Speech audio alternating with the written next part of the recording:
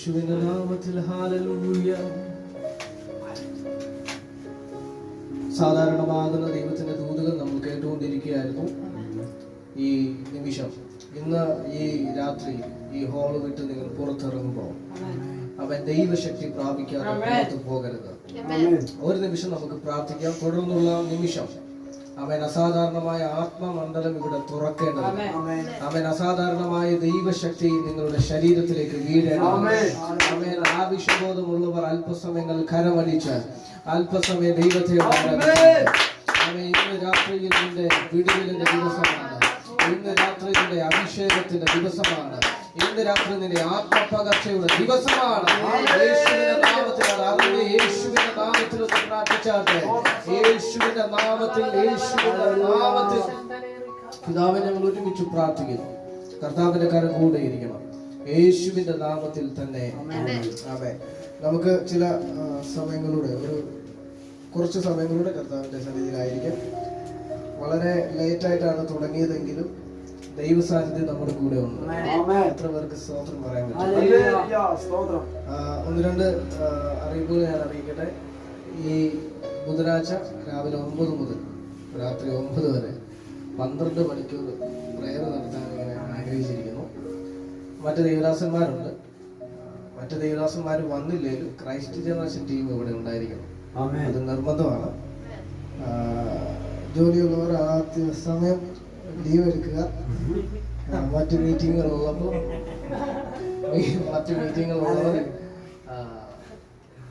അതെല്ലാം ക്യാൻസൽ ചെയ്തിട്ട് ആഴ്ചയിൽ ഒരു ദിവസമൊന്നും അല്ല നമ്മൾ ഇപ്പം എപ്പോഴും നമ്മൾ നടത്തുന്നില്ല.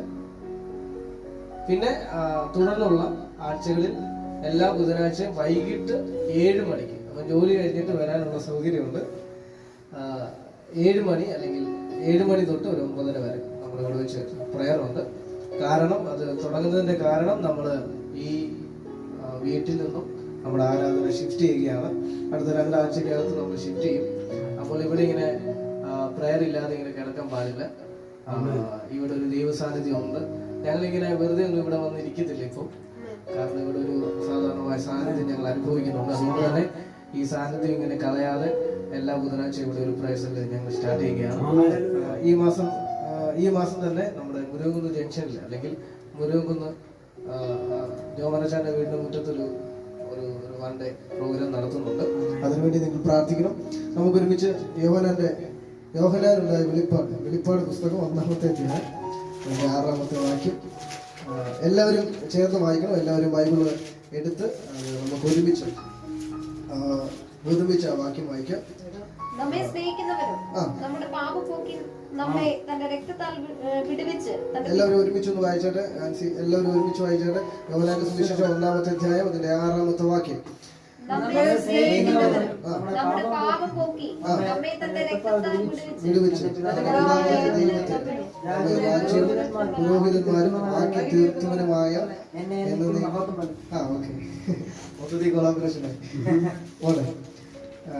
തന്റെ പിതാവായ ദൈവത്തിന് നമ്മെ രാജ്യവും പുരോഹിതന്മാരും ആക്കി തീർത്തവനുമായവന് എന്നേക്കും മഹത്വവും ബലവും. ഞാൻ ആ വാക്യത്തെ ശ്രദ്ധിച്ച് നിങ്ങൾ വായിക്കണം. അതിന്റെ ഇംഗ്ലീഷ് പതിപ്പ്, ഇംഗ്ലീഷ് ബൈബിൾ ഉള്ളവർ വീട്ടിൽ പോയി വായിക്കണം. ഈ രാജ്യം എന്നുള്ളത് അവർ എഴുതിയിരിക്കുന്നത് കിങ് എന്നാണ്, കിങ്സ് എന്നാണ്. ആ ഒരു പദം വെച്ചാണ് ഞാൻ തുടർന്നുള്ള സമയങ്ങൾ സൂക്ഷിക്കാൻ ആഗ്രഹിക്കുന്നത്. ഞാൻ സത്യം പറഞ്ഞാല് മേളിൽ ഭയങ്കര ആരാധന നടക്കുന്നു. കർത്താവ് അനുഗ്രഹിക്കട്ടെ. അങ്ങനെ ഓരോ വീടുകളിലും ആരാധന നടക്കട്ടെ. ആമേൻ. നമ്മുടെ വീടുകളെല്ലാം കർത്താവിന്റെ മന്ദിരമായി മാറട്ടെ. ഹല്ലേലൂയ. ഈ കൊറിയയില് ഒരു ശക്തമാകുന്ന ഒരു ഉണർവുണ്ട്. കൊറിയയില് ശക്തമായ ജോമനച്ച പോകല്ലേ, ഇനി വരണേ.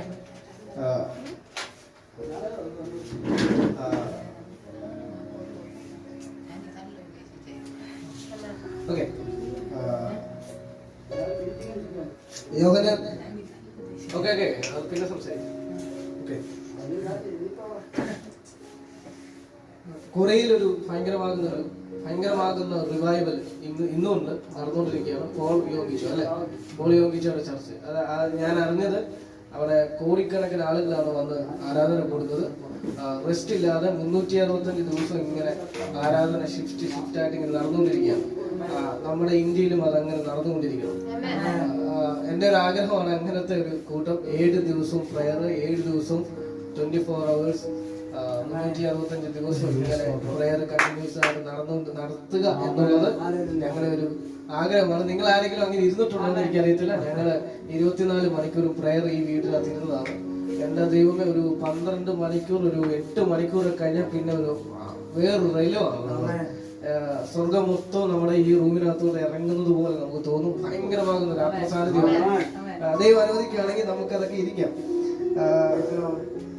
നമ്മെ സ്നേഹിക്കുന്നവരും നമ്മുടെ പാപം പോക്കി നമ്മെ തന്റെ രക്തത്താൽ വിടുവിച്ച് തന്റെ പിതാവായ ദൈവത്തിന് നമ്മെ, രാജ്യം എന്നുള്ളത് ഇംഗ്ലീഷിൽ കൊടുത്തിരിക്കുന്നത് രാജാവ് എന്നാണ്, കിങ്സ് എന്നാണ്. അപ്പോൾ നമ്മളെ ദൈവം അവന്റെ രക്തത്താൽ വിടുവിച്ച് നമ്മളെ എന്താക്കി വെച്ചിരിക്കുന്നു? ദൈവത്തിന്റെ രാജാവും ദൈവത്തിന്റെ പുരോഹിതന്മാരും ആക്കി വെച്ചിരിക്കുന്നു. ഹല്ലേലൂയ. മനസ്സിലാവുന്നുണ്ടോ?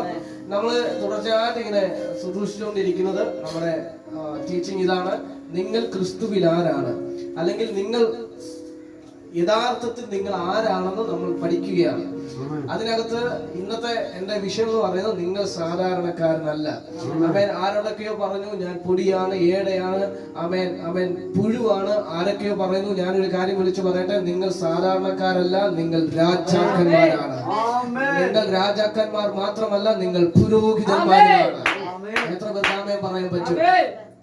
ഈ രാജാവും പുരോഹിതനും, രാജാക്കന്മാരുടെയും പുരോഹിതന്മാരുടെയും പ്രത്യേകത, ഈ പഴയ നിയമത്തില് ഇത് രണ്ടും ഒരാളുടെ മേൽ വീഴത്തില്ല. വീണിട്ടുണ്ടോ? നിങ്ങൾക്ക് സൗണ്ട് കുഴപ്പമില്ല, ഇല്ലല്ലോ. ഓക്കെ. ഒരിക്കലും രാജകീയ അഭിഷേകവും പൗരോഹിത്യ അഭിഷേകവും ഒരിക്കലും ഒരുവന്റെ മേൽ വീഴത്തില്ല. വീഴുമോ? ഇല്ല. പക്ഷെ പുതിയ നിയമത്തിൽ വന്നപ്പോൾ നീ രാജാവാണ്, നീ പുരോഹിതനാണ്. അവനെ പറഞ്ഞാട്ടെ. കാരണം യോഹന്നാന്റെ ലേഖനത്തിൽ പറഞ്ഞിരിക്കുന്നു, യേശു അവനിലുള്ള അഭിഷേകം നിങ്ങളിൽ വസിക്കുന്നു. ഈ അവൻ എന്ന് ഉദ്ദേശിക്കുന്നത് ക്രിസ്തുവാണ്. അവൻ നിങ്ങളുടെ മേലുള്ള അഭിഷേകത്തിന്റെ പ്രത്യേകത ക്രിസ്തുവിന്റെ മേലുള്ള അഭിഷേകമാണ് നിങ്ങളുടെ മേൽ കിടക്കുന്നത്. അവൻ ക്രിസ്തുവിന്റെ മേലുള്ള അഭിഷേകത്തിന്റെ പ്രത്യേകത ക്രിസ്തു രാജാവാണ്, ക്രിസ്തു പുരോഹിതനാണ്, ക്രിസ്തു പ്രവാചകനാണ്. ക്രിസ്തു പ്രവാചകനാണ്, ക്രിസ്തു പുരോഹിതനാണ്, ക്രിസ്തു രാജാവാണ്. അങ്ങനെയാണെങ്കിൽ നിങ്ങൾ ആരൊക്കെയാണ്? നിങ്ങൾ പ്രവചന അഭിഷേകമുള്ളവരാണ്, നിങ്ങൾ രാജാവാണ്, നിങ്ങൾ പൗരോഹിത്യമുള്ളവരാണ്. ഹല്ലേലൂയ. ഞാൻ അതിനെ ഒന്ന് വിശദീകരിക്കാൻ ആഗ്രഹിക്കുന്നു. ഈ രാജ്യവും പുരോഹിതനും, രാജാവും പുരോഹിതന്മാരും ആക്കി വെച്ചിരിക്കുകയാണ്. ഈ രാജാവിന്റെയും പുരോഹിതന്റെയും പ്രത്യേകത എന്താണെന്ന് നമ്മൾ ആദ്യം പഠിക്കാം. ആമേൻ. രാജാവിന്റെ പ്രത്യേകത, രാജാവ് ഒരിക്കലും സഭയ്ക്കകത്ത് കാണത്തില്ല. കാണുന്നുണ്ടോ? രാജാവ് ഒരിക്കലും സഭയ്ക്കകത്ത് കണ്ടിട്ടില്ല. രാജാവിനെ കാണുന്നത് രാജ്യത്താണ്, അല്ലെ? രാജാവിനെ കാണുന്നത് ലോകത്തിലാണ്. ലോകത്തിനാണ് രാജാവിനെ കൊണ്ട് ആവശ്യം. ആമേൻ. പുരോഹിതനെ കാണുന്നത് ദേവാലയത്തിനകത്താണ്. ഹല്ലേലൂയ പറഞ്ഞില്ലല്ലോ. ആമേൻ. ഞാനൊരു കാര്യം വിളിച്ചു പറയാം. പഴയ നിയമത്തിലെ പുരോഹിതന്റെ പ്രത്യേകത അവർക്ക് ദേവാലയത്തിന്റെ ശുശ്രൂഷ മാത്രമേ ഉള്ളൂ. പഴയ നിയമത്തിലെ രാജാവിന്റെ പ്രത്യേകത അവർക്ക് ലോകത്തെ ഭരിക്കുക എന്ന ആ ഒരു കർത്തവ്യം മാത്രമേ ഉള്ളൂ. പക്ഷെ പഴയ നിയമത്തിലും പുതിയ നിയമത്തിലെയും രീതി മാറട്ടെ.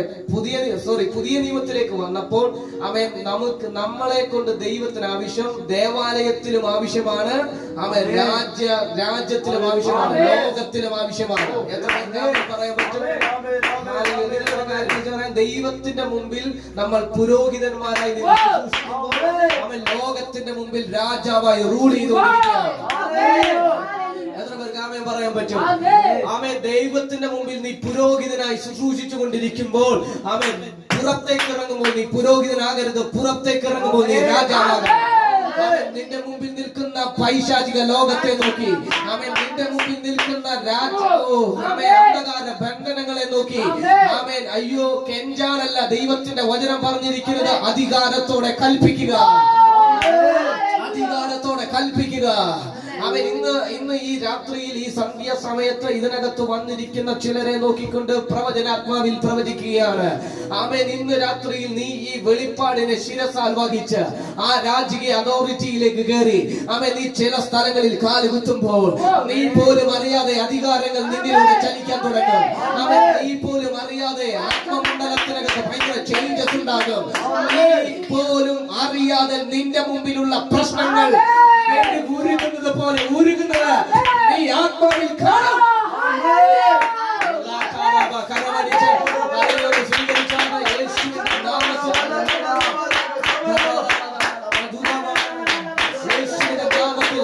അവൻ നിന്റെ മുമ്പിൽ പൈശാചിന് നിൽക്കാൻ കഴിയില്ല.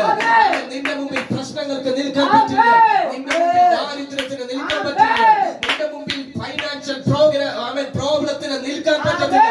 കാരണം നീ ക്രിസ്തുവിൽ രാജാവാണ്.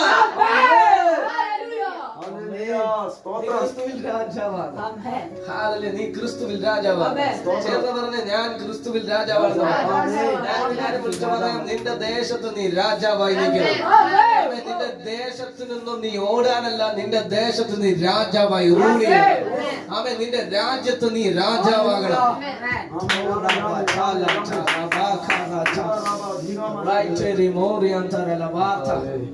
ഞാൻ കഴിഞ്ഞ ദിവസം ഞാനും ആൻസിയോട് ഇങ്ങനെ വെറുതെ സംസാരിച്ചുകൊണ്ടിരുന്നപ്പോ ഞാൻ ദാവീദിന്റെ കാര്യത്തിലേക്ക് വരുന്നുണ്ട്. കർത്താവിദാസൻ ഭയങ്കര കണക്ട് ചെയ്താണ് ആദ്യ സങ്കീർത്തനം മുതൽ അവസാനം വരെ ഭയങ്കര കണക്റ്റഡ് ആയിരുന്നു. കർത്താവിദാസൻ ഇന്ന് വർഷിപ്പ് ചെയ്തത് ഒരു രക്ഷയിലായിരുന്നു. ഭയങ്കരമാകുന്ന ദൈവസാന്നിധ്യമായിരുന്നു. അവൻ കഴിഞ്ഞ ആഴ്ച സത്യം പറഞ്ഞാൽ അദ്ദേഹവുമായിട്ടൊന്നും മിങ്കിളാകാൻ പറ്റിയില്ല. യോഗം കഴിഞ്ഞപ്പോഴാണ് റോഷിക് ബ്രദറിനെ നമ്മൾ കറക്റ്റായിട്ട് മനസ്സിലാക്കിയത്. അവൻ അതുകൊണ്ട് ഒരു ഇന്ന് വർഷിപ്പ് ചെയ്തപ്പോ ഒരു സ്നേഹം കൂടെ ഒഴുകി ഇതിനകത്ത്. അവൻ ആ ഒരു ആത്മബന്ധം കൂടെ ഒഴുകി. കർത്താവ് അനുഗ്രഹിക്കട്ടെ. ഞാനൊരു കാര്യം വിളിച്ചു പറയാം. അദ്ദേഹം വലിയ ഒരു ഒരു സ്ഥാപനത്തിന്റെ ഉടമയാണ്. അപ്പോൾ തന്നെ അദ്ദേഹം നല്ല രീതിയിൽ പഠിച്ചുകൊണ്ടിരിക്കുന്ന നല്ല ഒരു വിദ്യാർത്ഥിയും കൂടിയാണ്. അദ്ദേഹത്തിനൊക്കെ ജോലി കിട്ടിക്കഴിഞ്ഞാൽ പിന്നെ ക്രൈസ്റ്റ് ജനറേഷൻ രക്ഷപ്പെട്ടു.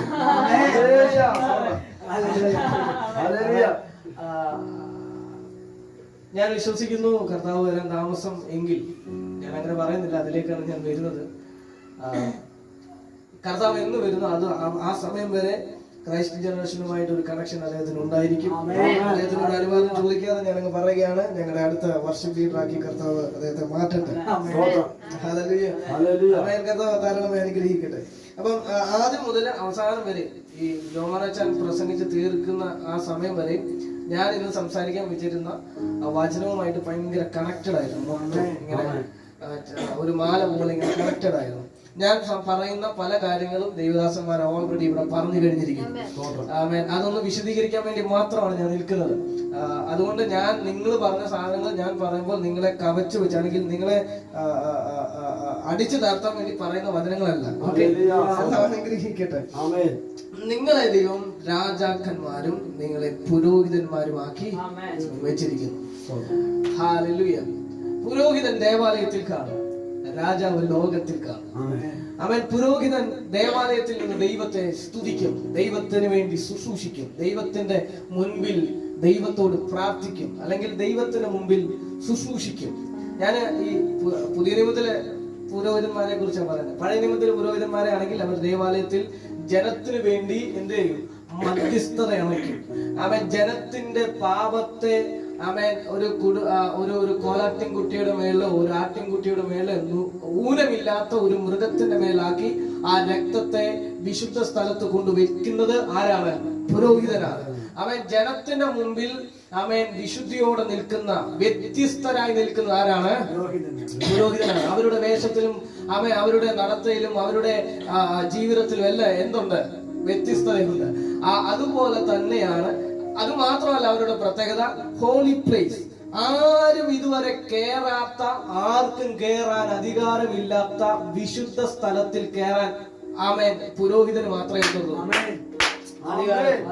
അവര് മാത്രമേ കേറത്തുള്ളൂ. ഇനി എത്ര രാജാവാണെങ്കിലും, എത്ര ശാസ്ത്രിയാണെങ്കിലും, എത്ര പള്ളിപ്രമാണിയാണെങ്കിലും, പള്ളി വെച്ചു കൊടുക്കാൻ പൈസ വരെ കൊടുത്ത ആളാണെങ്കിൽ പോലും അവർക്ക് എവിടെ വരെ പോകാൻ അവകാശമുള്ളൂ?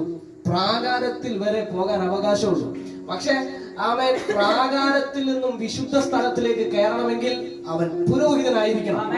ഹല്ലേലൂയ പറഞ്ഞോ, ഹല്ലേലൂയ. അപ്പം വിശുദ്ധ സ്ഥലത്തിലാണ് പുരോഹിതന്റെ വാസം.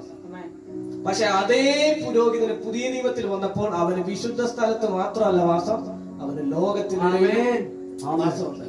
അവൻ വിശുദ്ധ സ്ഥലത്തിരുന്ന് ദൈവത്തെ പ്രസാദിപ്പിക്കുന്നു, ദൈവസന്നിധിയിൽ പ്രാർത്ഥിക്കുന്നു, ദൈവത്തെ ഉയർത്തുന്നു, ദൈവത്തെ മഹത്വപ്പെടുത്തുന്നു. ആ മഹിമയിൽ നിൽക്കുന്ന ആള് ആ ദൈവസന്നിധിയിൽ നിന്ന് ഇറങ്ങുമ്പോൾ അവൻ ലോകത്തിന് മുമ്പിൽ അവർ ഭരിച്ചുകൊണ്ടിരിക്കുകയാണ്. ഞാൻ പറഞ്ഞുകൊണ്ടിരിക്കുന്നത് നിങ്ങളെ പറ്റിയാണ്. നിങ്ങൾ ഇവിടെ വന്നിരിക്കുമ്പോൾ ദൈവത്തിന്റെ സന്നിധിയിൽ പ്രാർത്ഥിക്കുന്നു, ദൈവസന്നിധിയിൽ ഉപവസിക്കുന്നു, ദൈവസന്നിധിയിൽ നിലവിളിക്കുന്നു. അതിന്റെ അർത്ഥം നിങ്ങൾ പുരോഹിതനാണ്. പക്ഷെ നിങ്ങൾ പുറത്തിറങ്ങുമ്പോഴും നിങ്ങൾ പൗരോഹിത്യം അനുഷ്ഠിച്ചുകൊണ്ടിരിക്കരുത്. നമ്മുടെയൊക്കെ പ്രശ്നം എന്ന് വെച്ചാൽ നമ്മൾ ദൈവത്തിന് മുമ്പിൽ പ്രാർത്ഥിക്കുന്നു, നിലവിളിക്കുന്നു. അത് കാര്യം തന്നെ ആ വിശുദ്ധ സ്ഥലത്തിൽ എന്താണോ നമ്മൾ ദൈവത്തിന് മുമ്പിൽ നിൽക്കുന്നത്, അതേ രീതിയാണ് എന്താണ് പ്രശ്നങ്ങളുടെ മുൻപിലും നമ്മൾ അതേ സ്റ്റാൻഡാണ് എടുക്കുന്നത്. മനസ്സിലാവുന്നുണ്ടോ? നിങ്ങളോട് പറയാം, ഒരു ഫിനാൻഷ്യൽ പ്രോബ്ലം വരുമ്പോൾ നമ്മൾ എന്താ ചെയ്യുന്നത്? പെട്ടെന്ന് ചാടി കയറി എന്ത് ചെയ്യും? ഉപവാസം ഇരിക്കും, അല്ലേ? നമ്മൾ എന്തെങ്കിലും ഒരു പ്രശ്നങ്ങൾ വരുമ്പോൾ, നമ്മുടെ പിശാചിന്റെ ആക്രമണങ്ങൾ വരുമ്പോൾ നമ്മൾ എന്ത് ചെയ്യും? പെട്ടെന്ന് കയറി നിലവിളിക്കും. നമ്മൾ പെട്ടെന്ന് ഒരു പ്രവാചകനെ വിളിക്കും, അല്ലേ? പക്ഷേ നിന്റെ മേളിലുണ്ട് അധികാരം. ആ പ്രശ്നത്തെ നോക്കി മാറാൻ കൽപ്പിക്കാനുള്ള അധികാരം നിന്റെ മേലുണ്ട്. കാരണം നീ അതോറിറ്റി ഉള്ളവനാണ്, നീ രാജാവാണ്. ഇത് മനസ്സിലാക്കുമ്പോഴാണ് ഈ ദിവസങ്ങളിൽ നിങ്ങളുടെ ജീവിതത്തിന്റെ അടുത്തൊരു ഷിഫ്റ്റിലേക്ക് ദൈവാത്മാവ് കൊണ്ടുപോവുകയാണ്. നിങ്ങൾ രാജാവാണ്. എവിടുത്തെ രാജാവാണ് നിങ്ങൾ? രാജാവാണെന്ന് പറയുന്നത് നിങ്ങൾ എവിടുത്തെ രാജാവാണ്? രാജാവാണെന്ന് പറയുന്നത്. ഞാനിവിടെ പറയുമ്പോൾ നിങ്ങൾ ആമേൻ പറഞ്ഞു, കുറെ പേര് എഴുന്നേറ്റ് ഹല്ലേലൂയ പറഞ്ഞു, എല്ലാം നല്ലതാ.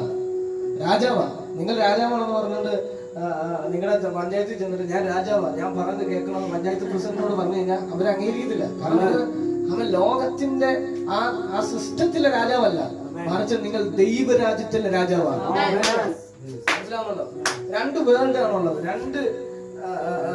നമ്മള് ഇവിടെ ഇരിക്കുമ്പോൾ തന്നെ രണ്ട് തലമുണ്ട് നമ്മുടെ മുന്നിൽ. നാച്ചുറൽ വേൾഡും ഉണ്ട്, സൂപ്പർ നാച്ചുറൽ വേൾഡും ഉണ്ട്. നിങ്ങൾ കേട്ടിട്ടുണ്ടോ? എന്നുവെച്ചാൽ സാധാരണ നിലയിലുള്ള ഒരു ജീവിതമുണ്ട്, അസാധാരണ നിലയിലുള്ള ഷാജിബാസിന്റെ കൂടെ നിൽക്കുന്നത്. അതുകൊണ്ട് അസാധാരണമായ നിലയിൽ നിൽക്കുന്ന ഒരു തലമുണ്ട്, അല്ലേ? സാധാരണമായ ഈ ഉൽപ്പത്തി പുസ്തകത്തിലേക്ക് വരുമ്പോ ദൈവം അതിന്റെ ഓളിച്ചിട്ട് എനിക്ക് ഭയങ്കര ഇഷ്ടം. ഇച്ചിരി കൊടുക്കാം. ഉൽപ്പത്തി പുസ്തകത്തിലേക്ക് വരുമ്പോൾ ദൈവം വെളിച്ചം ഉണ്ടാക്കി, അല്ലേ? നമുക്ക് അതിലേക്ക് വരാം. ഉൽപ്പത്തി പുസ്തകം 1:1.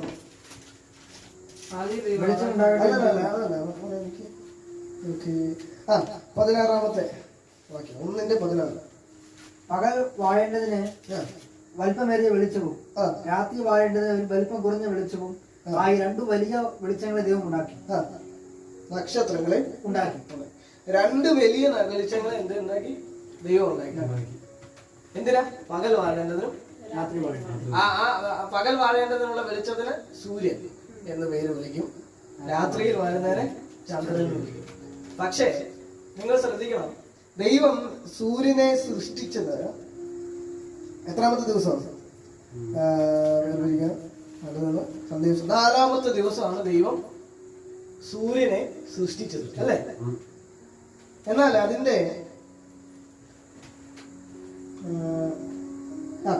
1-ാമത്തെ ദിവസം, അതിന്റെ 3 വായിച്ചാലോ മോനെ? വെളിച്ചം ഉണ്ടാകട്ടെ എന്ന് ദൈവം കൽപ്പിച്ചു. വെളിച്ചമുണ്ടായി. ശ്രദ്ധിക്കും, 1-ാമത്തെ ദിവസം എന്ത് ചെയ്തു? വെളിച്ചം ഉണ്ടായി. പക്ഷെ സൂര്യൻ എപ്പോഴുണ്ടായി? 4-ാം ദിവസം. അപ്പൊ ഈ വെളിച്ചം ഏതോ?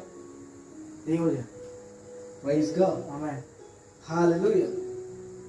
അപ്പം അതാണ് നമ്മൾ പറഞ്ഞു തന്നത്. അപ്പൊ ഈ ലൈറ്റിന് തന്നെ രണ്ട് തലമുണ്ട്. അമ്മ ടൈമിന് രണ്ട് തലമുണ്ട്. ഹല്ലേലൂയ. ബൈബിളിൽ എല്ലാം എടുത്ത് നോക്കി കഴിഞ്ഞാൽ രണ്ട് തലമുണ്ട്. രണ്ട് തലം. സൂപ്പർ നാച്ചുറൽ ലൈറ്റും ഉണ്ട്, നാച്ചുറൽ ലൈറ്റും ഉണ്ട്. ഈ യേശു എന്നിട്ട് പറഞ്ഞത് ഞാൻ വെളിച്ചം, ഭൂമിയുടെ വെളിച്ചം. യേശു എന്തോ ഇതാണോ, സൂര്യനാണോ? അല്ല. ഹല്ലേലൂയ. യഹോവ എന്റെ വെളിച്ചം. യഹോവയാണോ നമ്മൾ സൂര്യൻ? അല്ല. അപ്പൊ അതാണ് ഞാൻ പറഞ്ഞത്, എല്ലാ കാര്യത്തിലും ഉണ്ട് രണ്ട്. അപ്പം നമ്മൾ ഇവിടെ ഈ വേൾഡിനെ വിളിക്കുന്നത് വിസിബിൾ വേൾഡ് എന്നാണ്. പക്ഷെ കാണാൻ തക്കവണ്ണമുള്ള കാണുന്ന ഒരു വേൾഡ് ഉണ്ട്, കാണാത്ത ഒരു വേൾഡും ഉണ്ട്. ഇപ്പോൾ ഞാനൊരു കാര്യം വിളിച്ചു പറയാം. ഈ കാണാത്ത ഒരു വേൾഡ് നമ്മുടെ ചുറ്റുമുണ്ട്. നമുക്ക് അത് പൈശാചിക വേൾഡ് നമുക്ക് പറയാം, അതുണ്ട്. നമ്മൾ ഉയർത്തുന്നത്, ഞാൻ ഇങ്ങനെ പിശാചിനെ അങ്ങനെ ഉയർത്തുന്ന ആളല്ല. എങ്കിലും ഞാനൊരു കാര്യം പറയാം, പിശാചിന് പോലും പേടിക്കുന്ന ഒരു വേൾഡ് നമുക്ക് ചുറ്റുമുണ്ട്. അത് നാളെ ഒരു ദിവസം നമ്മൾ പ്രാപിക്കുന്നല്ല, നമ്മുടെ ഇടയിൽ. ആ വേൾഡിന്റെ പേരാണ് ദൈവരാജ്യം. മനസ്സിലാവുന്നുണ്ടോ? മനസ്സിലാവുന്നോ? ആ രാജ്യത്തിന്റെ പേരാണ് ദൈവരാജ്യം. യേശുവിനോട് ചോദിക്കുന്നു, യേശു എന്തിനാ ഈ ഭൂമിയിൽ വന്നത്? യേശു വന്നത് ലോകത്തിന്റെ പാപം പോക്കാൻ. അങ്ങനെ ഒത്തിരി 100 കാര്യങ്ങൾ പറയും. ഞാൻ യേശുവിനോട് ചോദിക്കാം, യേശു എന്തിനാണ് ഭൂമിയിൽ വന്നത്? വചനം ഉൽപ്പത്തി മുതൽ യേശുവിന്റെ കാലം വരെ പ്രവാചകന്മാരെല്ലാം പ്രവചിച്ചു വെക്കുന്നത് അവന്റെ രാജ്യം വരുന്നു, അവന്റെ രാജ്യം. മനസ്സിലാവുന്നുണ്ടോ? നിങ്ങൾക്ക് സ്ഥിരമായ ഒരു രാജ്യം വരും. എല്ലാ പ്രവാചകന്മാരും പ്രവചിച്ചു വെക്കുന്നത് ഈ കിങ്ഡത്തെ, ഈ രാജ്യത്തെ ഫോക്കസ് ചെയ്യുന്ന പ്രവചനങ്ങളാണ് എല്ലാ പ്രവാചകന്മാരും പ്രവചിക്കുന്നത്. അല്ലാതെ പാപമോചനത്തെ കുറിച്ച് ഒരു പ്രവാചകന്മാരും എവിടെയൊക്കെയോ പ്രവചിച്ചിട്ടുണ്ട്. അല്ലാതെ എല്ലാവരും ഫോക്കസ് ചെയ്യുന്നത് ഒരു സ്ഥിരമായ രാജ്യം. മനസ്സിലാവുന്നുണ്ടോ? സ്ഥിരമായ ഒരു രാജ്യം വരും, സ്ഥിരമായ ഒരു രാജ്യം വരും. പക്ഷെ യഹൂദന്മാർ ഈ പ്രവചനത്തെ എല്ലാം എങ്ങനെ വിചാരിച്ചത്? ഈ അടിമത്തത്തിൽ നിന്നും ഈ പ്രവാസത്തിൽ നിന്നൊക്കെ വിമുക്തി നേടി ഞങ്ങൾക്ക് വേണ്ടി ഒരു രാജാവും ഞങ്ങൾക്ക് വേണ്ടി ഒരു ഭരണഘടനയും ഉണ്ടാകുമെന്നാണ് യഹൂദന്മാർ അതിനെ ലിറ്ററലി സംഭവിക്കുമെന്ന് വിചാരിച്ചു. പക്ഷെ പ്രവാചകന്മാർ പ്രവചിച്ചു വെച്ച രാജ്യത്തിന്റെ പ്രത്യേകത ഇത് ലിറ്ററലി നടക്കുന്നതല്ല, ഇത് സ്പിരിച്വൽ വേൾഡിൽ നടക്കുന്ന ഒരു രാജ്യത്തെ ഫോക്കസ് ചെയ്താണ് ഈ പ്രവചനങ്ങളെല്ലാം ഇങ്ങനെ കിടക്കുന്നത്. മനസ്സിലാവുന്നുണ്ടോ? യേശുവിനോട് ചോദിച്ചു, നീ രാജാവാണോ? യേശു പറഞ്ഞു, ഞാൻ രാജാവാണ്. നിന്റെ രാജ്യം എവിടെ? യേശു പറഞ്ഞു, എന്റെ രാജ്യം കാണുന്നതല്ല. ഹല്ലേലൂയ. എന്റെ രാജ്യം ഐഹികമല്ല. എന്റെ രാജ്യം കാണത്തക്കവണ്ണം ഇവിടെ ഇറങ്ങി വന്നിട്ടില്ല. പക്ഷേ അത് വെളിപ്പെട്ടു വരും. ഇപ്പോൾ വെളിപ്പെട്ടിട്ട് വന്നിട്ടില്ല. പിന്നെ നിന്റെ രാജ്യം എങ്ങനെ തിരിച്ചറിയാം? യേശു പറഞ്ഞു, എന്റെ രാജ്യം തിരിച്ചറിയാൻ പറ്റുന്ന ഒരു കാര്യം, ഒന്ന്, പരിശുദ്ധാത്മാവിന്റെ ആനന്ദം എന്റെ രാജ്യത്തിനുണ്ട്. 2, നീതിയുണ്ട്, സമാധാനമുണ്ട്. ദൈവരാജ്യത്തിന്റെ പ്രത്യേകത, ഒന്ന്, പരിശുദ്ധാത്മാവിന്റെ ആനന്ദം, 2, നീതി, പിന്നെന്താ? സമാധാനം. യേശുവിനോട് ചോദിച്ചു, വരുവാനുള്ളവൻ നീ തന്നെയോ? വരുവാനുള്ള രാജ്യം, ഈ രാജ്യം സ്ഥാപിക്കുവാൻ വേണ്ടി വരുന്നവൻ നീയാണോ? ഇനി വേറൊന്നിനെ കാത്തിരിക്കണോ എന്ന് യോഹന്നാന്റെ ശിഷ്യന്മാരിൽ ചോദിച്ചപ്പോൾ യേശു പറഞ്ഞു, ഭൂതങ്ങൾ പുറത്തു പോകുന്നു, മുടന്തന്മാർ നടക്കുന്നു. ദൈവരാജ്യം നിങ്ങളുടെ ഇടയിൽ. ഞാൻ ഈ പറയുന്നത് മനസ്സിലാവുന്നുണ്ടോ? നിങ്ങൾ എവിടുത്തെ രാജാവാ? ദൈവരാജ്യത്തിലെ രാജാവാ. ദൈവരാജ്യത്തിലെ രാജാക്കന്മാരുടെ പ്രത്യേകത എന്താണെന്ന് അറിയാമോ? ആ പ്രത്യേകതയാണ് ഇന്നത്തെ എന്റെ ദൂത്. അയ്യോ പാസ്റ്റർ, ദൈവരാജ്യത്തിലെ മാത്രം രാജാവാണെങ്കിൽ അതിനകത്ത് നമുക്കൊരു വിലയില്ലല്ലോ. ഈ ഭൂമിയിൽ നമുക്ക് വിലയില്ലല്ലോ. ഈ ഭൂമി നമുക്ക് ശാശ്വതമല്ലല്ലോ. ഞാൻ ചോദിക്കുന്നു, പ്രിയമുള്ളവരെ, നിങ്ങൾ ദൈവരാജ്യത്തിലെ രാജാവാണെന്ന് ഞാൻ പറയാനുള്ള കാരണം, നിങ്ങൾക്ക് ഇവിടെ ഭൂമിയിൽ എന്താണ് റോള്? അല്ലേ? ഞാൻ എല്ലാവരും നിത്യതയ്ക്ക് വേണ്ടി ആഗ്രഹിക്കുകയാണ്. നിത്യത ഞാൻ ഒരിക്കലും ആഗ്രഹിക്കരുതെന്ന് ഞാൻ പറയത്തില്ല. ഹല്ലേലൂയ. സ്വർഗത്തിലെ ഞാൻ ഒത്തിരി പോകുവാൻ വേണ്ടി സ്വപ്നം കാണരുത് എന്ന് പറയുന്ന ഒരാളല്ല. സ്വപ്നം കണ്ടോ? സ്വപ്നം കാണുന്നില്ല യാതൊരു വിധം. പക്ഷേ ദൈവത്തിന്റെ ആഗ്രഹം എന്താണെന്ന് നാം മനസ്സിലാക്കണം. ആമേൻ. സ്തോത്രം. നിങ്ങൾ സ്വർഗത്തിൽ പോയിട്ട് ഇപ്പോൾ നിങ്ങൾക്കൊന്നും ചെയ്യാനില്ല. എന്തെങ്കിലും ചെയ്യാനുണ്ടോ? പക്ഷെ ഭൂമിയിൽ നിൽക്കുമ്പോൾ നിങ്ങൾക്ക് ചിലത് ചെയ്യാനുണ്ട്. ആമേൻ. സ്തോത്രം. ഞാൻ ഇന്നത്തെ നമ്മുടെ മീറ്റിങ്ങിന് ഒരു പേരിട്ടു, ഹെവൻ ഓൺ എർത്ത്. എന്താണ്? Heaven on earth. ഈ യേശു പഠിപ്പിച്ച പ്രാർത്ഥനയുണ്ട്. നമ്മളത് പഠിക്കാറില്ല. പക്ഷെ ഞാൻ പറയുന്നു എല്ലാവർക്കും അത് കാണാപ്പാടം പഠിക്കണം. നമ്മുടെ മീറ്റിങ്ങുകളിൽ അത് പറയണമെന്നാണ്. സ്വർഗസ്ഥനായ ഞങ്ങളുടെ പിതാവ്. അടുത്ത വാക്യം എന്താ? നിന്റെ രാജ്യം വരണം. ആ പദം നിങ്ങൾ കേട്ടോ, നിന്റെ രാജ്യം. അടുത്തത്, നിന്റെ ഇഷ്ടം സ്വർഗത്തിലെ പോലെ ഭൂമിയിലും. യേശുവിന്റെ ഇഷ്ടം അതാണ്. സ്വർഗത്തിന്റെ അകത്ത്, ആ സ്വർഗത്തിലെ രാജ്യം ഭൂമിയിൽ കൊണ്ടുവരാൻ വേണ്ടിയാണ് ദൈവം നമ്മളെ ഇവിടെ ആക്കി വെച്ചിരിക്കുന്നത്. എന്നുവെച്ചാൽ ഈ ദൈവരാജ്യത്തെ ഈ ഭൂമിയിൽ റിവീൽ ചെയ്യാൻ വേണ്ടി ദൈവം ആക്കി വെച്ചിരിക്കുന്ന അംബാസിഡേഴ്സ് ആണ് നിങ്ങൾ. പൗലോസ് പറഞ്ഞ അതിന്റെ മലയാളം എങ്ങനെയാണെന്ന് അറിയത്തില്ല. ഞാൻ ക്രിസ്തുവിന്റെ പകരക്കാരൻ അല്ലെ, അങ്ങനെയല്ലേ Bible, Malayalam Bible. We are ambassadors of Christ എന്ന് പറയുന്ന പദമുണ്ട്. അംബാസഡേഴ്സിന്റെ മലയാളം മീനിങ് പകരക്കാരൻ. ഞങ്ങൾ ക്രിസ്തുവിന്റെ ഒരു വിഷയത്തെ പ്രതിനിധീകരിച്ചുള്ള ഞങ്ങൾ ക്രിസ്തുവിന്റെ പകരക്കാരൻ. ഇവിടെ നമ്മുടെ അമേരിക്കയില് നമ്മുടെ ഇന്ത്യയുടെ എംബസികളുണ്ട് അല്ലെ, എംബസികൾ.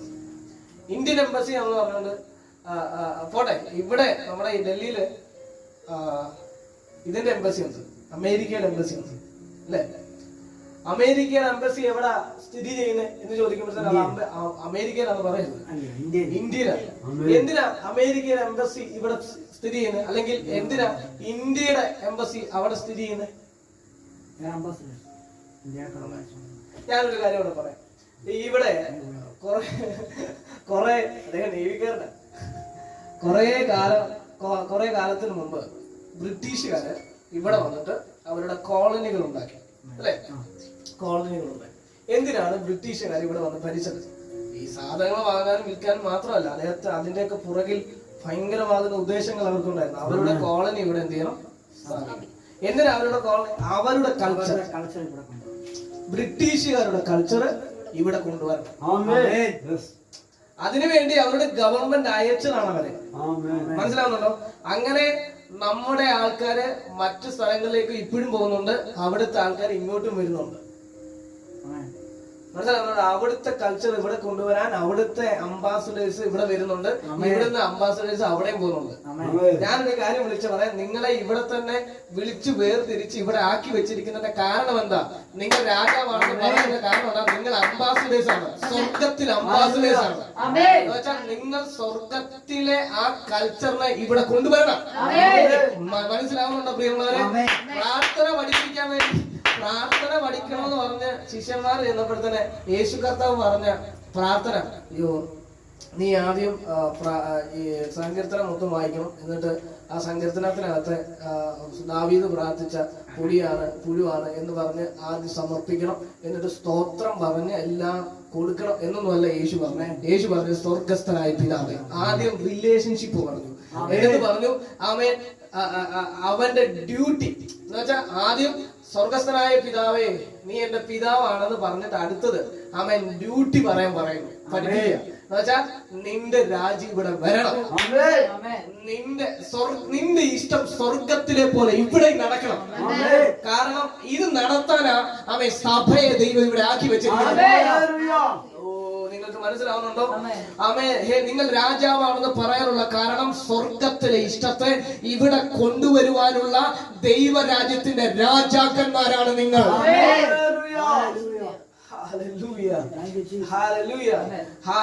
ഞാനൊരു കാര്യം വിളിച്ചു പറയാം.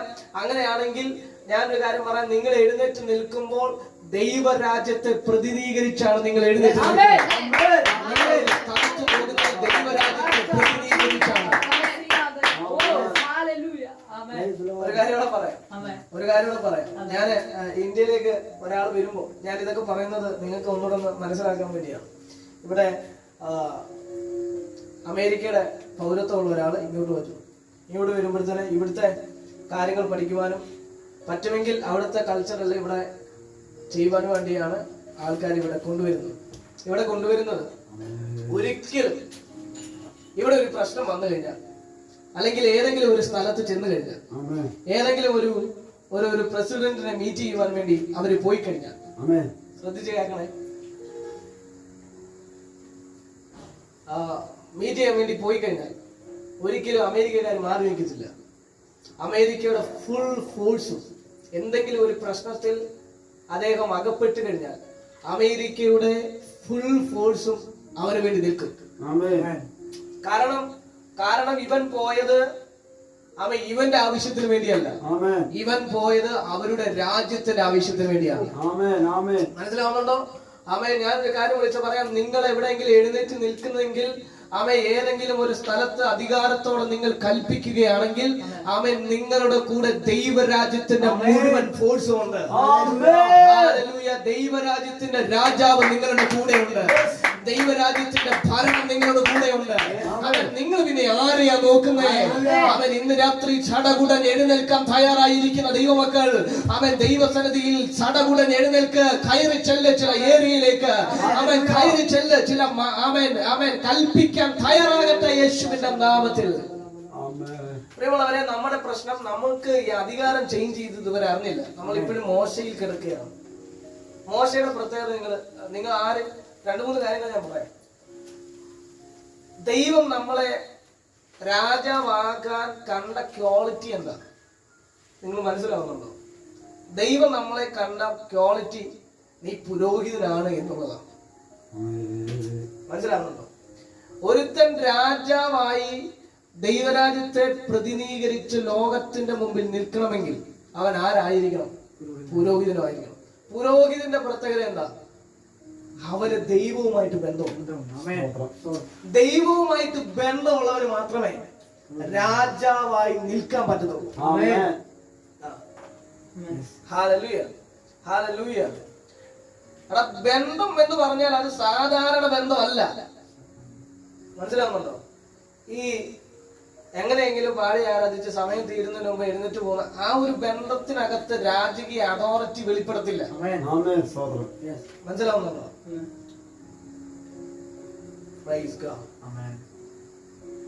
വചനത്തിന്റെ മുമ്പിൽ ഇരുന്ന് ഇത് പറയുന്നത് എന്താണ്? ഇതിനെ കീറി മുറിച്ച് വിമർശിക്കുന്നവന്റെ മുൻപിൽ രാജകീയ അതോറിറ്റി വെളിപ്പെടത്തില്ല. പരിശുദ്ധാത്മ മണ്ഡലത്തെ വിമർശിക്കുന്ന ഒരുത്തന്റെ മുമ്പിൽ രാജകീയ അഭിഷേകം വെളിപ്പെടത്തില്ല. അങ്ങനെ വിമർശിക്കുന്ന ആരെങ്കിലും നിങ്ങളുടെ മുൻപിൽ വന്നിട്ട് നിന്നെ വിമർശിക്കുന്നുണ്ടെങ്കിൽ ആ വിമർശനത്തെ ഓർത്ത് പേടിക്കണ്ട, അവൻ രാജാവല്ലെന്നാണ്. ഇവിടെ ഈ ഞങ്ങളുടെ പട്ടി കിടന്ന് കുറച്ചു കഴിഞ്ഞാൽ നമ്മള് അയ്യോ പട്ടി കുറയ്ക്കുന്നു എന്ന് പറഞ്ഞാൽ നമ്മൾ അവിടെ ചെന്ന് നോക്കും. ഒരു കാര്യമില്ലെങ്കിൽ നമ്മൾ അത് മൈൻഡ് ചെയ്തില്ല. എന്തെങ്കിലും കണ്ടു കഴിഞ്ഞാല് ഇപ്പം ഒരാള് വന്നുകൊണ്ടിരിക്കുക, അപ്പം പട്ടി കുറയ്ക്കും. ആ ആള് വരുന്നത് അപകടകാരി അല്ല എന്ന് നമ്മൾ വിചാരിക്കുകയാണെങ്കിൽ നമ്മൾ എന്ത് ചെയ്യത്തില്ല, പിന്നെ അത് മൈൻഡ് ചെയ്യത്തില്ല. മനസ്സിലാവുന്നുണ്ടോ? പട്ടി കുറയ്ക്കുന്നത് അങ്ങനെ കുറച്ചോണ്ടിരിക്കും, നായ അങ്ങനെ കുറച്ചോണ്ടിരിക്കും. മനസ്സിലാവുന്നുണ്ടോ? നായ കുറച്ചോണ്ടിരിക്കും. നായയുടെ എല്ലാ കുറയ്ക്കും നമ്മൾ റെസ്പോൺസ് ചെയ്യണം.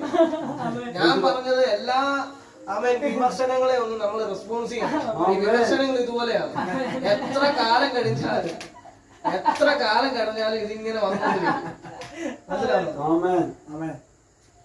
ചിലപ്പോ നമ്മുടെ കൂടെ ഉള്ളവരായിരിക്കും ഈ നായയുടെ പരിവേഷം കിട്ടുന്നത്. ചിലപ്പോൾ നമ്മുടെ ബന്ധുക്കളായിരിക്കാം, നമ്മുടെ ചാർച്ചക്കാരായിരിക്കാം. അത് ഒരു ഡ്യൂട്ടി ഇല്ലാതെ കുറയ്ക്കുന്ന നായയുടെ പരിവേഷമാണെന്ന് പറഞ്ഞ് നമ്മളങ്ങ് കളയണം. അതിനെല്ലാം കയറി ഫീൽ അടിക്കരുത്. കാരണം നീ രാജാവാണ്. ആർക്കൊക്കെ കുത്തുന്ന പോലെ തോന്നുന്നുണ്ടെങ്കിൽ ആ കുത്തി തന്നെ മനസ്സിലാവുന്നുണ്ടോ? രാജാവ് ഒരു നായയുടെ കുര കേട്ട് പേടിക്കത്തില്ല.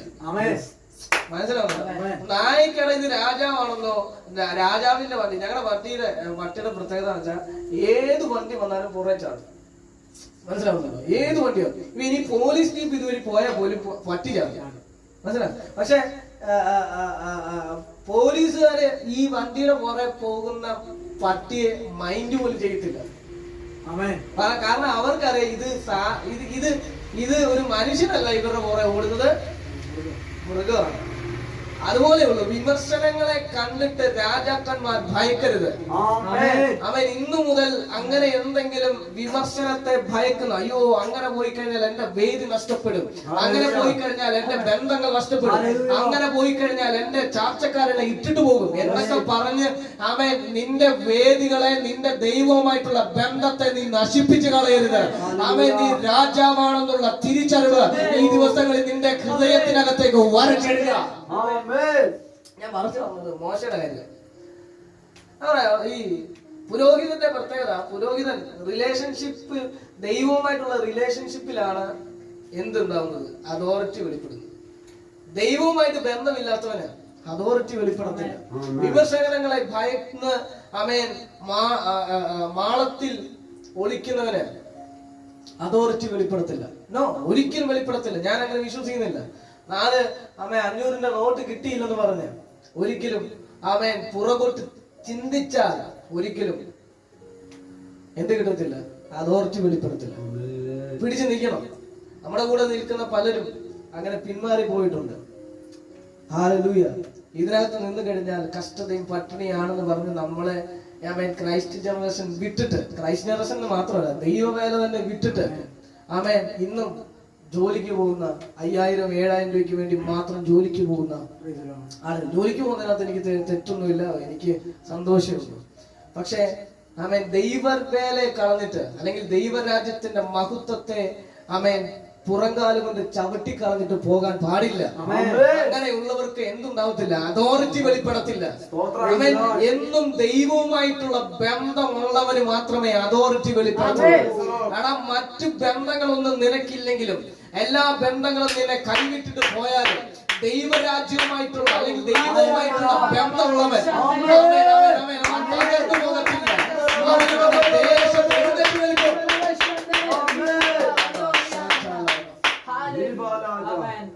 കഴിഞ്ഞ ദിവസം ഞാൻ അനുസരിച്ച് ഇങ്ങനെ അവിടെ നിന്ന് സംസാരിച്ചുകൊണ്ടിരുന്നപ്പോ ഞാനിങ്ങനെ ചുമ്മാ ഞങ്ങളുടെ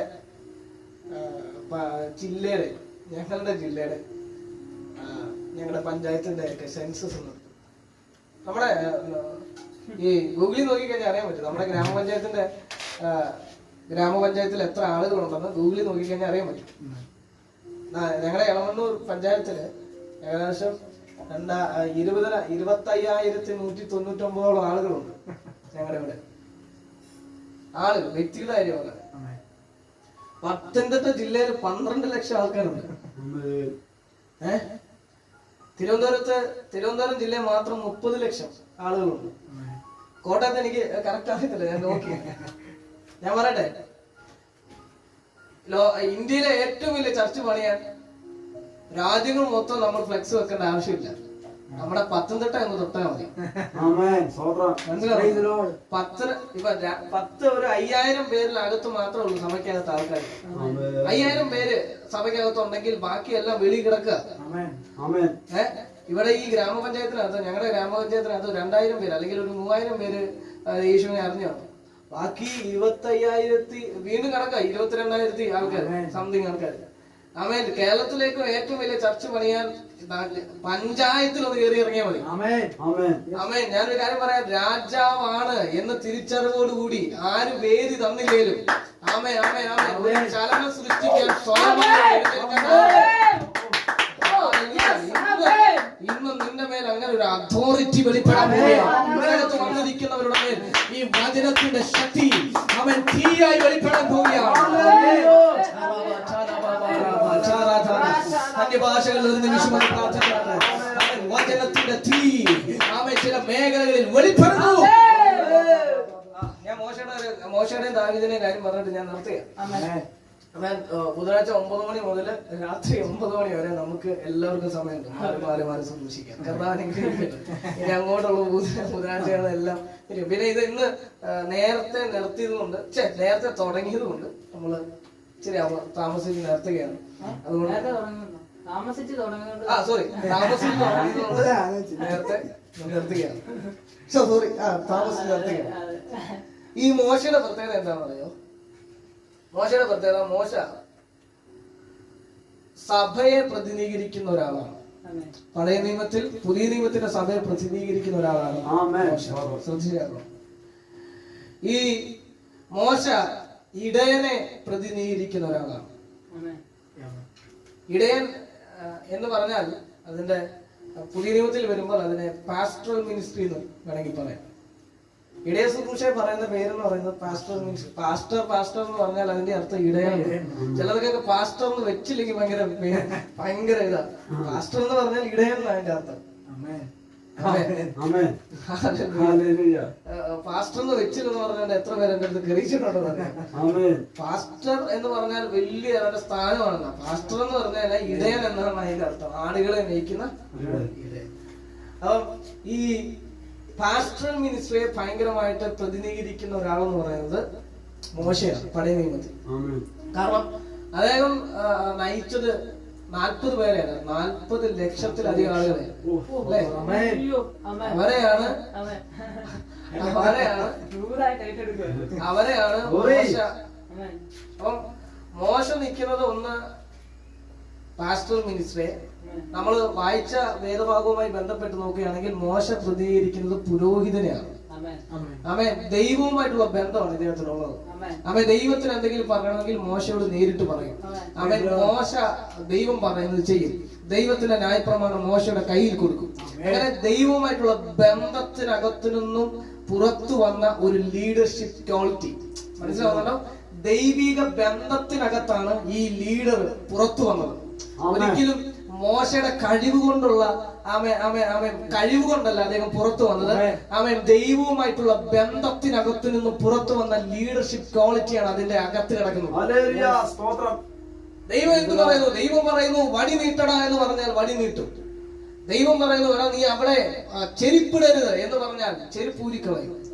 നീ കൈ നിന്റെ കുപ്പായത്തിനകത്തേക്ക് ഇടാൻ പറഞ്ഞു കഴിഞ്ഞാൽ, നിന്റെ നെഞ്ചത്തേക്ക് വെക്കാൻ പറഞ്ഞാൽ അവൻ അത് ചെയ്യും. നിന്റെ വടി താഴെ ഇടാൻ പറഞ്ഞാൽ, പാമ്പായി മാറുന്ന ആ വടിയെ ആ വാലെ പിടിച്ച് പൊക്കാൻ പറഞ്ഞാൽ അതെല്ലാം ചെയ്യും.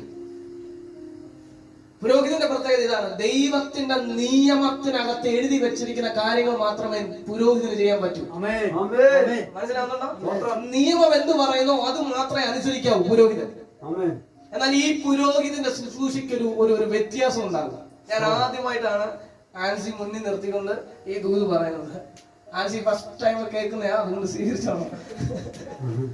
എന്നുവെച്ചാൽ ഈ പുരോഹിത ശുശ്രൂഷ ചെയ്യുന്ന മോശയ്ക്ക് അല്ലെങ്കിൽ പുരോഹിതന് പുതിയ നിയമ അടിസ്ഥാനത്തിൽ ഒരു ഷിഫ്റ്റ് ഉണ്ടാകും. റിലേഷൻഷിപ്പ്, ദൈവിക ബന്ധത്തിനകത്ത് നിൽക്കുന്ന ഒരു വ്യക്തിക്ക് ഒരു ഷിഫ്റ്റ് ഉണ്ടാകും. അവൻ എന്നും ഒരുപോലെ നിൽക്കത്തില്ല. നീ ദൈവവുമായിട്ടുള്ള ബന്ധത്തിലാണ് നിൽക്കുന്നതെങ്കിൽ ഇവിടെ വന്നിരിക്കുന്ന ഓരോരുത്തരോട് പറയാം, നീ എന്നും ഒരുപോലെ ആയിരിക്കത്തില്ല. നീ എന്നും ഒറ്റയ്ക്കായിരിക്കില്ല. നീ എന്നും പരാജിതനായിരിക്കത്തില്ല. Hallelujah, hallelujah. മോശയുടെ അധികാരം അവന്റെ വടിക്കകത്താണെന്നാണ് മോശ ചിന്തിച്ചുകൊണ്ടിരുന്നത്. മോശയോട് പറഞ്ഞു, പാറയുടെ മുമ്പിൽ ചെന്ന് നിൽക്കുമ്പോൾ ജനത്തിന് വെള്ളം വേണം അല്ലെ? ജനം വെള്ളത്തിനായി ഇങ്ങനെ പരവേശം കൊണ്ട് നിൽക്കുമ്പോൾ ദൈവം മോശയോട് എന്തോ പറഞ്ഞേ? അല്ല, കൽപ്പിക്കാനാണ്. കൽപ്പിക്കാൻ. മോശ എന്തോ ചെയ്തേ? അല്ല, വടി കൊണ്ട് അടിച്ചു. തിരിച്ചുപോയി. മോശയോട് പറഞ്ഞു. കാരണം ഇന്നലെ വരെ മോശയുടെ ഹൃദയത്തിലെ ചിത്രം എന്താണെന്നറിയാം? ഇന്നലെ വരെ മോശയുടെ ഹൃദയത്തിലെ ചിത്രം എന്താണെന്നറിയാം? വടി നീട്ടടാ, വടി കൊണ്ട് താടിയിട്, വടി കൊണ്ട് വെള്ളത്തിന്മേൽ നീട്ട്, വടി വെള്ളത്തിലേക്ക് ഇട്. ഇതൊക്കെയാണ് മോശ ചെയ്തത്. വടി കൊണ്ടുള്ള മിനിസ്ട്രിയാ ചെയ്തത്. കാരണം ഇത് പുരോഹിതന്റെ പ്രത്യേകത. ദൈവം പറയുന്നത് മാത്രമേ ചെയ്തുള്ളൂ. പക്ഷെ അധികാരം ഷിഫ്റ്റ് ചെയ്ത കാര്യം ഇയാൾ മറന്നുപോയി. മനസ്സിലായില്ലേ? എടാ, ഈ റിലേഷൻഷിപ്പിനകത്ത് നിന്ന് കഴിഞ്ഞാൽ നിനക്കൊരു വർധനവുണ്ട്. ആ വർധനവ് ഇവൻ അറിഞ്ഞില്ല. ഇവൻ പറഞ്ഞു, ഇന്നലെ വരെ നീ വടിക്കകത്താ നിന്നേ, എന്നാൽ നിന്റെ ശുശ്രൂഷയ്ക്ക് ഒരു വ്യത്യാസം ഉണ്ടാവും. കൽപ്പിക്കുന്ന ആരാ? കൽപ്പിക്കുന്നത് ആരാ? മോശ ചെയ്യുക. ഈ സാധാരണ കൽപ്പന എവിടുന്നാ പുറത്തു വരുന്നത്? കൽപ്പന പോലെ എന്നൊക്കെ ആരോടാ പറയുന്നത്? രാജാവിനോടാ അല്ലേ? മോശയോട് പറയാം, ഇന്നലെ വരെ നീ പുരോഹിതനായിരുന്നു, ആ പൗരോഹിത്യ മിനിസ്ട്രിയിലാ പോലെ, എന്നാൽ ഇന്ന് നീ രാജകീയ തലത്തിലേക്ക് കയറാറുണ്ട്. ഇത് ഞാൻ പറയുന്നത് മനസ്സിലാവുന്നുണ്ടോ? രാജകീയ തലത്തിലേക്ക് കയറുന്ന മോശ റിലേഷൻഷിപ്പിനകത്ത് ഇത് ഷിഫ്റ്റ് ആവുന്നേ. ഇന്ന് രാത്രിയിൽ ഞാനൊരു കാര്യം വിളിച്ചു പറയാം. ക്രൈസ്റ്റ് ജനറേഷനകത്തുള്ള ഓരോരുത്തരും ദൈവവുമായിട്ടുള്ള ബന്ധത്തിനകത്ത് നിൽക്കുകയാണെങ്കിൽ അവൻ നിന്റെ ശുശ്രൂഷ ഷിഫ്റ്റ് ആകും.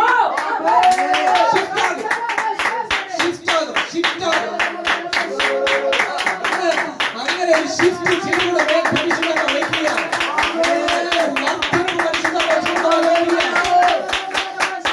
നീ പരാജയപ്പെട്ടത് മതി, നീ തോറ്റത് മതി.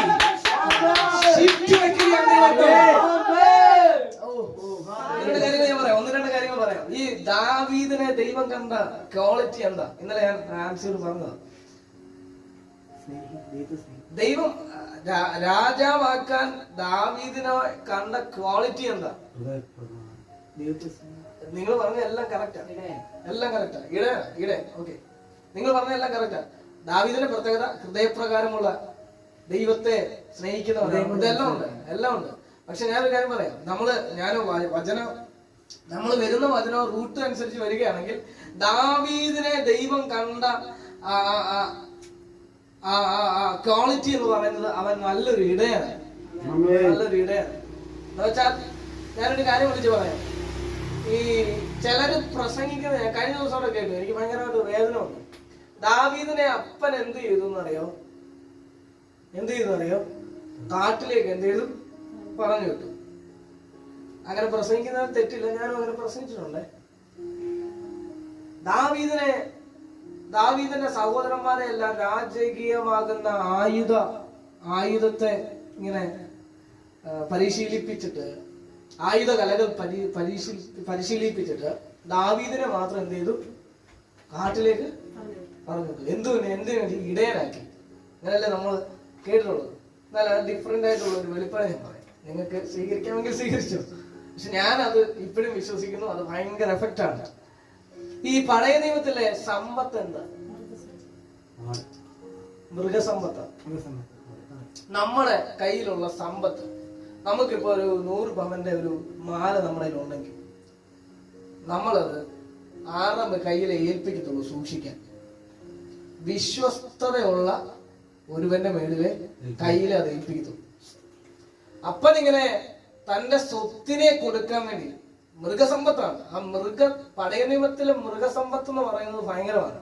കാരണം അവര് ബൈബിള് നമ്മൾ പഠിക്കുകയാണെങ്കിൽ അവരുടെ തൊഴുത്ത് നമ്മുടെ വീടിനേക്കാളും മനോഹരമായിട്ട് അവർ വെക്കത്തുള്ളൂ. കാരണം അവരുടെ സമ്പത്ത് എന്ന് പറയുന്നത് എന്താണ്? മൃഗസമ്പത്ത്. ഈ കാലിത്തൊഴുത്തിൽ യേശു കിടന്നു എന്ന് പറയുമ്പോഴത്തേന് നമ്മൾ ഉദ്ദേശിക്കുന്നത് ഈ നമ്മുടെ തൊഴുത്തിന്റെ കാര്യമാണ് ഉദ്ദേശിക്കുന്നത്.